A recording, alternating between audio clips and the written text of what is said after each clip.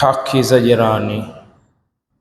Kabla hatujaangalia jirani, tunataka kumjua huyu jirani ni nani.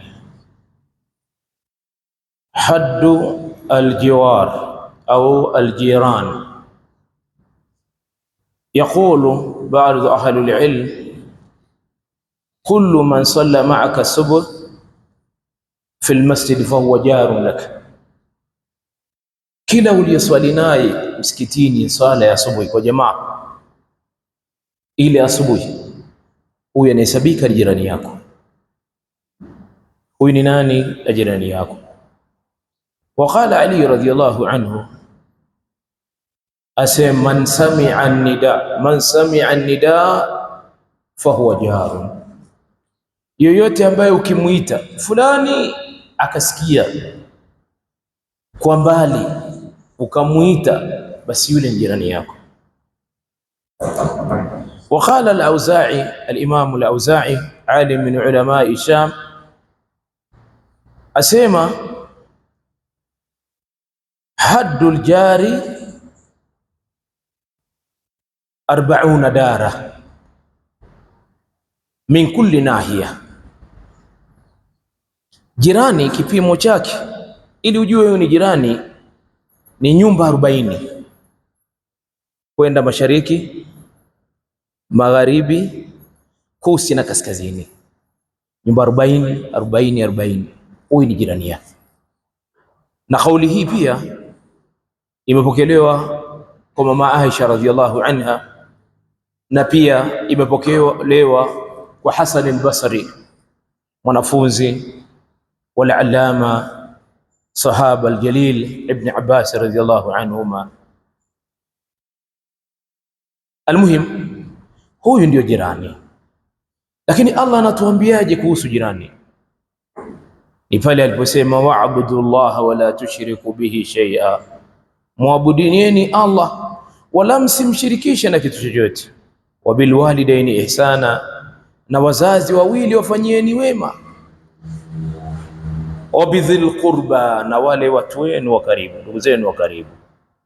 Wal yatama, na mayatima wote hao wafanyieni wema. Wal masakina, na maskini.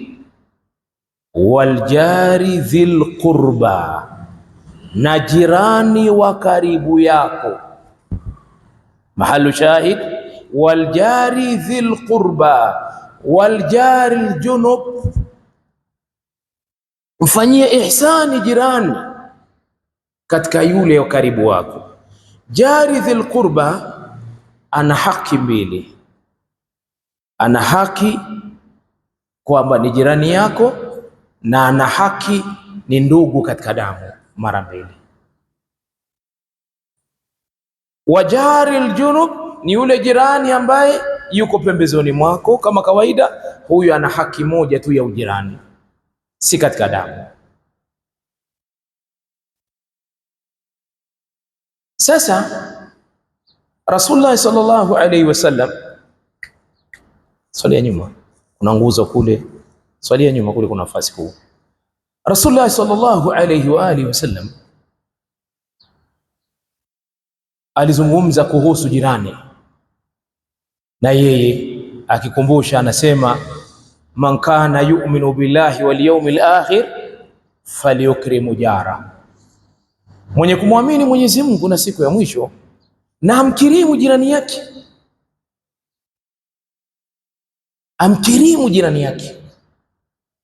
Kisha masahaba ridwanullahi ta'ala alayhim walielewa jirani bila kupambanua dini yake.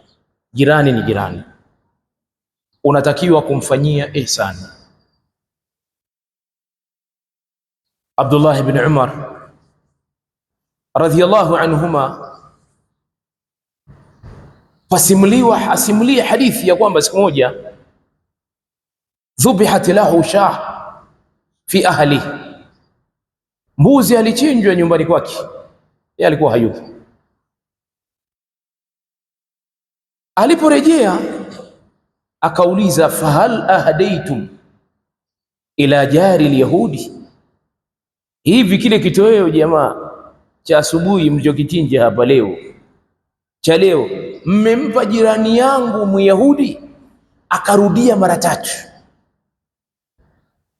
Waliokuwepo katika familia faqulna la, wasema tuyampa.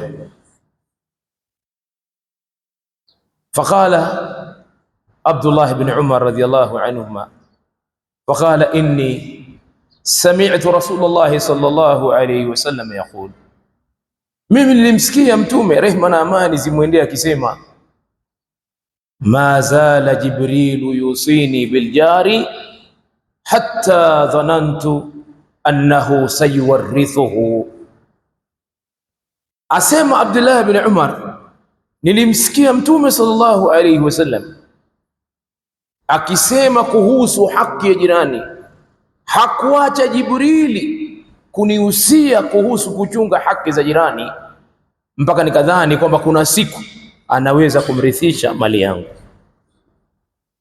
Uzaa katika imani, katika vitu muhimu sana ni kuishi na majirani vizuri.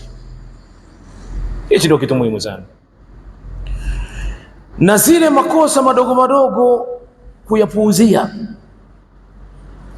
Jirani unaweza kuwa naye lakini dhaifu kweli kweli, lakini usiuchukulie udhaifu wake, wewe mchukulie ndio wanadamu, nenda naye na jirani. Kuna mambo mazito kwa jirani, ndugu zangu. Masahaba waliwachunga mpaka wasiokuwa Waislamu. Sasa si jambo la mchezo. Angalia Rasulullah sallallahu alaihi wasallam anasema kuhusu mwenye kupoteza haki za jirani. Kuna hadithi nyingi, lakini kutokana na wakati wetu mdogo wa dakika 4-5 nitoe moja tu, siku nyingine tuongeze.